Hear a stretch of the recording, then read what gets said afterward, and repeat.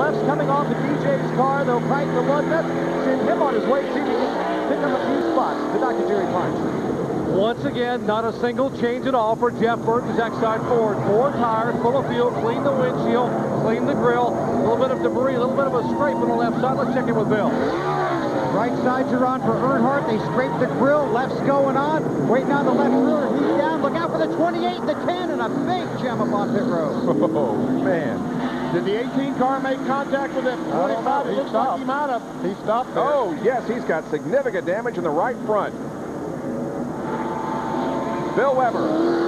Well, they got all jammed up down here. When Earnhardt tried to pull out, it wasn't anybody's fault. It's just the design of pit road. And then Bobby Labonte had to put on the brakes, ran right into the car in front of him. He's got right front damage. He'll have to come to pit road. The crew will have to look that over. Man, and the area that the brake ducts are located as well, he might have bent those. There we see a hose that's hanging down. That is bad news for Bobby Labonte. Sure is.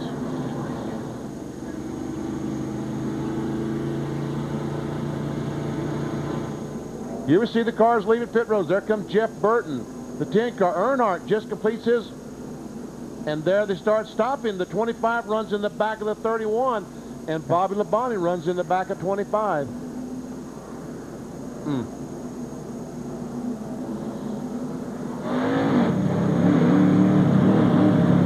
What's the 25? Ooh, that was a pretty good lick. That was. And by the same token, Bobby took a lick. Jerry? Jimmy Maycar, this Interstate Batteries crew, very calm, very composed. They realize all they got to do is cut the front of that fender off, but they got to make sure they do not lose a lap in the pit. Spotter, very, very critical. Leaders in turn 3, they're sawing, trying to get the fender off. Get the right front fender away from the tire. Leaders in turn 4, got to have to hustle. Do not speed. They say 4,500 RPM second gear, and Bobby Labonte is away. The leaders at the start-finish line. He'll make it easily and stay on the lead lap, but a significant setback here for Bobby Labonte, chasing his first NASCAR Winston Cup championship.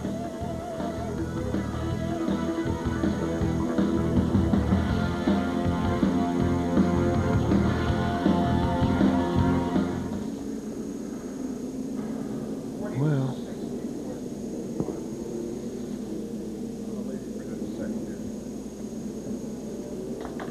I'll be doing that soon, too. Okay. really? I don't know if they're going to announce something Tuesday, but I thought it was next year's sponsor. Who's that? The 99 car. I don't know. I guess I'll find out Tuesday, huh? There is a press conference Tuesday, the 99 car.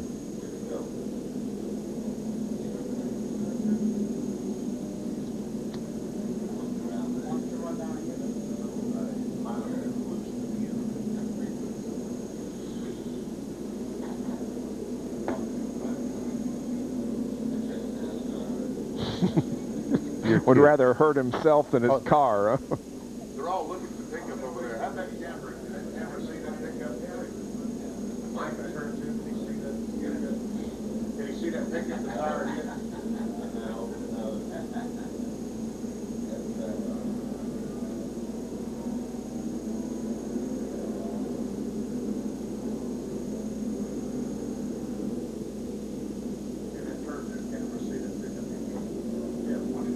That pickup is turn 2.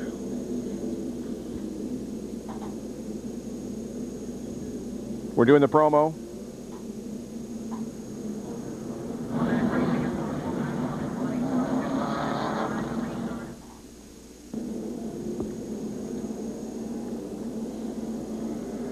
We'll be going green next time around here at Martinsville. Well, Sunday Night Football tonight has a good one for you. 8:30 Eastern. It's the Atlanta Falcons against the Philadelphia Eagles.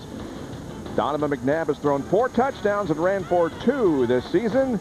It all begins with the NFL Primetime at 7:30, presented by Miller Lite. Sunday Night Football, ESPN and ABC, your exclusive home for primetime NFL football. Jerry? You saw Bobby Labonte come in and they cut the right front fender away. While we were in commercial a moment ago, he came back in to change right side tires. I didn't want to take any chances. Now, the reason they didn't want to take any chances, take a look at this right front tire. The fender had gouged it out. That second pit stop is the kind of stop that could have saved a championship. Back to the green flag. Sterling Marlin was 6th before the caution. He led 22 laps here last September and finished in 11th. Right now, Marlin is the leader of the race. I think John Curtis said he only changed right sides during that stop. Let's see how that works out. I expect you'll be okay for a little while when those lights get heated up. By the way, Bobby Labonte is brought back to the last car on the lead lap in 26th.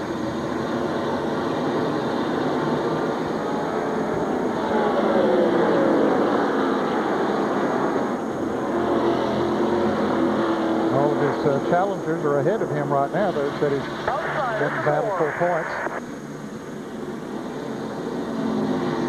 Listening to Dave Blaney's spotter. A little contact between the 99 and 93 as 99 going.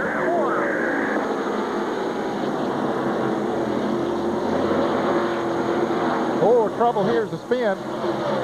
21 car.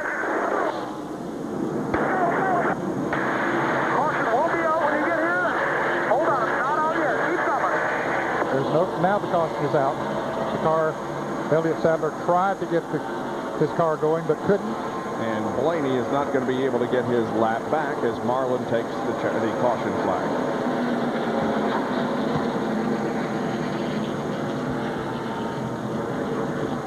I think the 21 car is hung on the curb down there. I don't believe he can move. Yeah, I think you're right, Benny. Don't have traction on the rear wheels. Yeah, I think that it's resting on the curb there. And Elliott Sadler will not give the Wood brothers their 3rd win here at Martinsville today. Their previous winners here were David Pearson back in 1973 and Cale Yarborough in 1968 as they do celebrate their 1,000th NASCAR Winston Cup race. We're nearing the 300 lap mark. 295 complete. We'll jump on board with Rick Mast and take a look at this incident. Already up ahead of him. He's already down there on the inside. Spun out of everybody's way. So they're going to have to get Elliott's car off of that curb area. So we'll take a break. At lap 295, Sterling Marlin leads.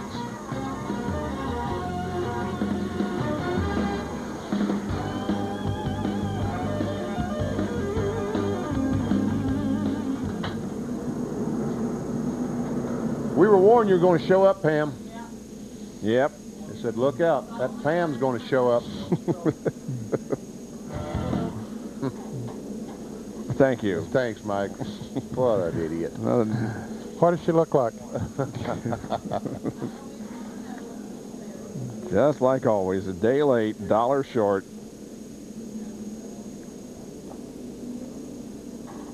This is the coming up next, right? What's the seat of honor? Do you have his seat? Is that big? I just sat there for 2 minutes. Who's the leader, BP? The race? Oh, No, the no. golf tournament? I have no idea. Yeah, he was yesterday afternoon. Maggart. I saw him, was it not before? I guess, yeah, Maggott has a 2-shot lead going into today's round. Jeff Maggott had a 2-shot lead. Yeah.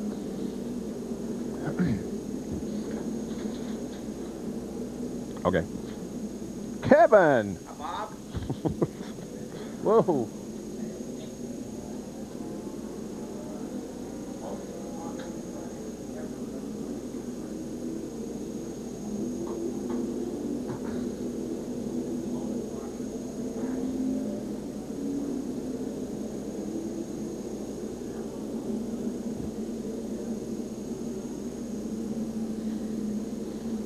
Might have more problems being hung up, huh?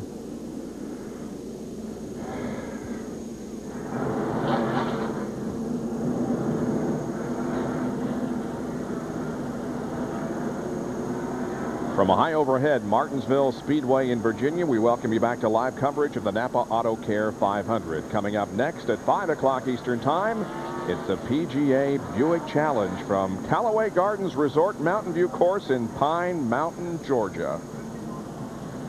I've been there. I've played that golf course. Yeah? Not as well as they're playing it. But Okay, Sterling Marlin has the lead. Burton is second. Then Earnhardt, Rudd, Benson, Stewart, Labonte, Skinner, Gordon, and Jimmy Spencer, the top 10. Now we have 26 cars currently on the lead lap.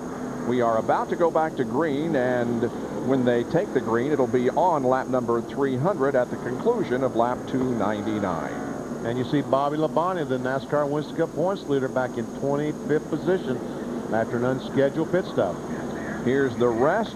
Hut Strickland and Ward Burton officially out of the race, and Bobby Hamilton's car is off the racetrack. John Kernan.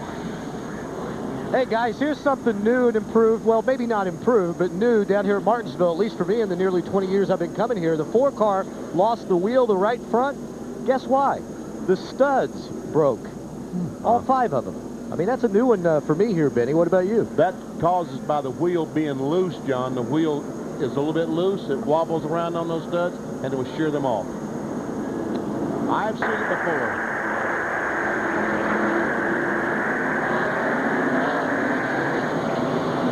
Here's the green. We are back to competition.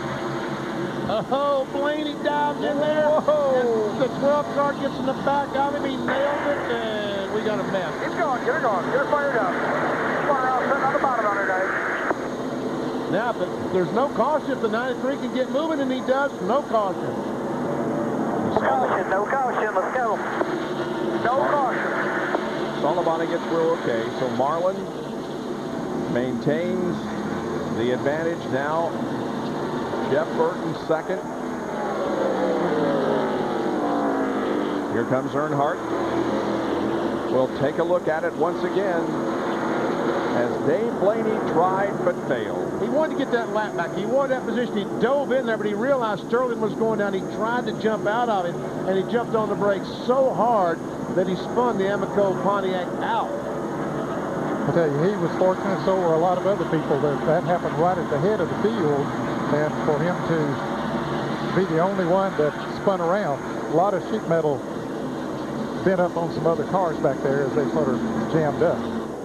Sterling Marlin has led 19 laps so far, but he is under fire from Jeff Burton, who has led 41 here this afternoon. Yeah, he just can't keep the cars low on the racetrack, I don't think, as he'd like to. He gets a good run off the corner, but see in the middle, he drifts up the racetrack a little bit. Sterling's best finish here at Martinsville is second. He's done that on 2 different occasions, most recently in April of 1992. Oh, Burton now is going to try to get that run. Yep. Sterling last won a NASCAR Winston Cup race at the Pepsi 400 in Daytona, July of '96. Now Burton has good position on the inside as they head for turn number 3. And it looks like that he will be able to retake the top spot. Well, that move didn't work off turn 4, Bobby. He was not able to pass Sterling Marlin, but at least it made Sterling Marlin think that he could, and he drove the car down in turn 1 a little bit too hard. And when he got in there, realized he was going too fast. He had no choice but to let the car slide up the racetrack. And when he did, Burton was there to seize the opportunity. There is Dale Earnhardt, lurking about 3/4 of a second behind the leader. And he's being pursued by Rudd.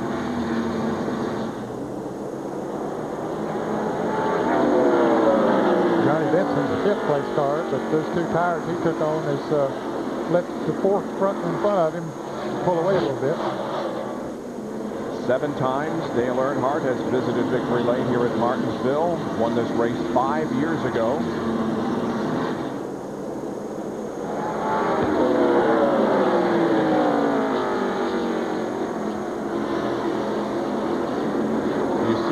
Some point positions have changed as we show you a NAPA field summary and the points as of now.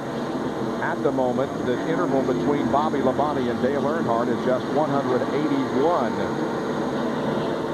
As Bobby Labonte is back in the 22nd position with a damaged race car.